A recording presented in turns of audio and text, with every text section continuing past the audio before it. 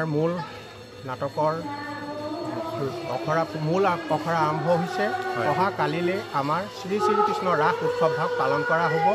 গতিকে আমাৰ সমূহ ৰাইজে আপোনালোকে যে আজি আমাৰ এইখিনি সহায় আৰু আমাক যে যাচিলেহি তাৰ কাৰণে আমি আপোনালোকৰ ওচৰত ধন্যবাদ যাচিলোঁ।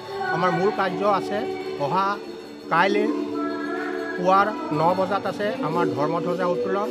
ধৰ্মধ্বজা উত্তোলনৰ পাছত আছে ভাগৱত ভ্ৰমণৰ পাছত আছে লঘু আহাৰ বিতৰণ সহকাৰে সন্ধিয়া 5 বজাত ঘৰে ঘৰে পদূলি প্ৰত্যেক পদূলিতে আমাৰ বন্তি প্ৰজ্বলন হ'ব আৰু গধূলা গন্ধবাদ্য আদি কাম শেষ কৰিম।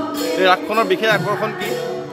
আকৰ্ষণ মানে আমাৰ এনেধৰণৰ যে আমি আমাৰ স্থলুৱাভাৱত আমাৰ গাঁৱৰ সকলো মহিলা যুৱক যুৱতী ৰাইজ সকলোৱে মিলি পেলাই আমি কৰিবলৈ আগবাঢ়িছোঁ। আজি নহয়, এই গাঁৱত মই বৰ্তমান 11 বছৰ কাল জড়িত হৈ আছোঁ আৰু এই 11 বছৰে মই সম্পূৰ্ণভাৱে আমাৰ থলুৱাভাৱতেই আমি ৰাসভাগ পাতি আহিছোঁ আৰু আগলৈকো আশা আমি যাতে আপোনালোকৰ আশীৰ্বাদ আৰু ভগৱন্তৰ কৃপাত যাতে আমি এই ৰাসভাগ পাতিব পাৰোঁ। আপোনালোকৰ অঞ্চলটোৰ নামটো কি? মাছপুতনি।